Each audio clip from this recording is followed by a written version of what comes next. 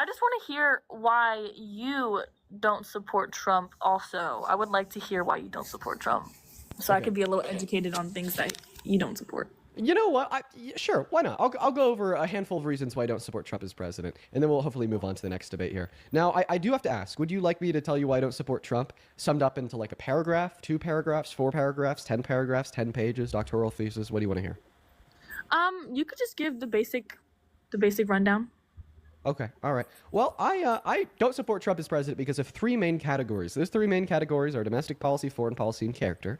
When I'm giving this rundown, I always like to start with character. So he is an adjudicated rapist, okay? A civil court found that he raped a woman in the 90s. He is a 34-count felon. In 2005, in August, he went on Howard Stern's podcast and boast about unconsensually barging into the dressing rooms of naked teen girls and naked women to look at them when they had no clothes on. And in the 90s, too, he turned around and sexualized a 10-year-old girl, saying that he'd be dating her in 10 years. He's also hit on his own daughter, agreeing with Howard Stern, calling her a hot piece of ass, saying that he would be dating her if she wasn't his daughter. And he's also cheated on all 3 of his wives, one with a porn star. And that's on top of being best friends with Epstein in the 90s and sending him letters with the depiction of the outline of the naked body of a woman or girl in the statement, "May every new day be a new wonderful secret." And these are only some of the facts of his character. We haven't even touched on his incessant lies. He told over 30,000 confirmed lies in the first term.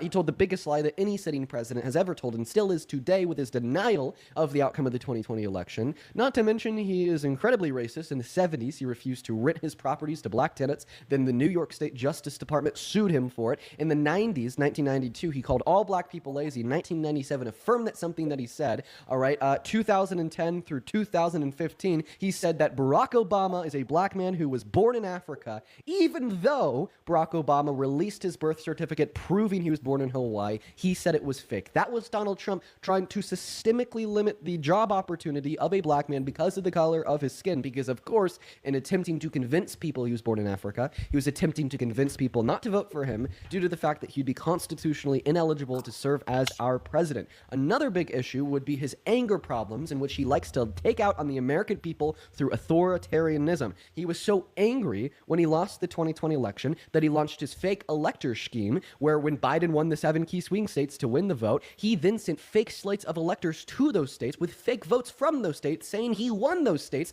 and then he directed them to send those fake votes back to Congress, and then he attempted to persuade his vice president, Mike Pence, into certifying them as real. Now, not only has Donald Trump testified about this scheme in front of Congress and in front of SCOTUS, saying that yes, this is something he did, but it was an official act of his presidency, but we've also heard testimony from Mike Pence saying that, well, Donald Trump was asking to place him, asking me to place him above the Constitution. And this also doesn't account for his prosecution of political opponents, calling for Obama to be thrown in jail, calling for Biden to be thrown in jail, calling for Kamala Harris to be thrown in jail, calling for Hillary Clinton to be thrown in jail, calling for Letitia James to be thrown in jail, calling for James Comey to be thrown in jail, and then going on TV saying it's illegal to criticize him in the media, then saying, quote unquote, we're taking your free speech away, then infringing on the First Amendment by trying to ban the burning of the American flag, then infringing on the Second Amendment by telling his Justice Department to find a way to ban gun ownership for all law-abiding trans-American citizens, and then infringing on the 14th Amendment by signing Executive Order number 14160 into law, trying to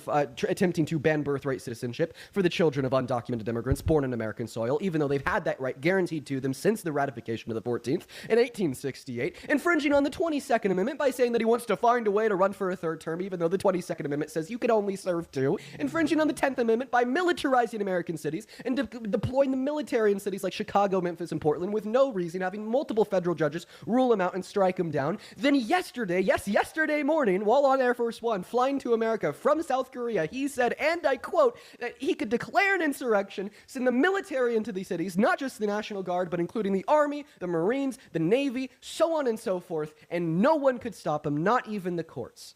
And I don't know, that is maybe 45% of the reasons why I don't like him. I didn't even touch on the big, beautiful bill, how it was the most expensive policy in American history that took healthcare away from 10 million low-income American citizens, or the fact that because of his government shutdown, the day after tomorrow, 41 million low-income Americans are going to lose any and all SNAP or food stamp benefits. And then when the administration was asked, well, can you guys please allow emergency funding to keep those benefits running? Or can you give a pledge that you will reimburse states for their expenditure on those benefits once the shutdown is over? He said no, no, no, no. So he could have avoided the shutdown. He could have avoided the food stamp benefits going away by giving them emergency funding, and he could have avoided the food stamp benefits going away by giving a pledge to the states that he will reimburse them. But instead, like I said, he said no, no, no, no, no. So then he could turn around and say, well, this is all the Democrats' fault and the violation of the Hatch Act on the USDA website. Now, that's maybe 55% of the reason why I don't like him. Haven't gotten into the tariffs, haven't gotten into the abortion ban, haven't gotten into the foreign policy, haven't gotten into his terrible relationships with their allies, haven't gotten into his support of Israel. I haven't gotten into any of that stuff, but I think that is more than enough to convince you and any other reasonable person that you shouldn't support Trump as president.